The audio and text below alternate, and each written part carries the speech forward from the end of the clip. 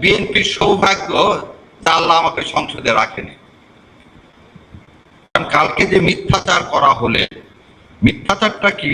উনি বললেন যে সংসদ কি সার্বভৌম, তারা যে কোনো আইন তৈরি করতে পারে।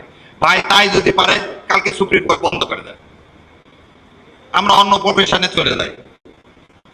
এই কনস্টিটিউশনে আছে আইন বৈধ না অবৈধ এটা দেখার একমাত্র ক্ষমতা কার? সুপ্রিম কোর্টের। আপনি উঠে বলতেছেন যে না আমরা যা বলবো সেটাই আইন সুপ্রিম কোর্টকে। অতএব পঞ্চদশ সংসদের কথা বলে বেগম খালেদা জিয়া, আল্লাহ ওনাকে বেহেশত নসিব করুক, এই সংবিধান ফেলে দেওয়ার কথা যে বললেন, ওনাদের কথা ছিল পঞ্চদশ সংশোধনীতে যেসব করা হয়েছে সেই কারণে সংবিধান ফেলে দিতে বলা হয়েছে।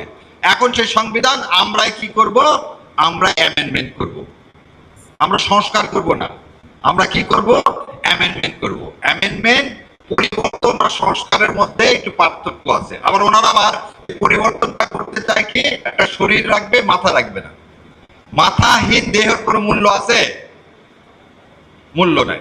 এদিকটু আগে ভাই আসছিলেন আপনাদের সামনে দাঁড়ায়, ওনারা কেন গুম কমিশন কে কেন এই অধ্যাদেশকে বাদ দিতে চাচ্ছেন? তাহলে ওনাদের নিশ্চয়ই কোনো উদ্দেশ্য আছে, যে দাদারা ওনাদেরকে ক্ষমতায় বসাইছেন, তারা হয়তো বলছেন তোমরা করো কি, গুম আরো গুম করতে হবে তো সামনে।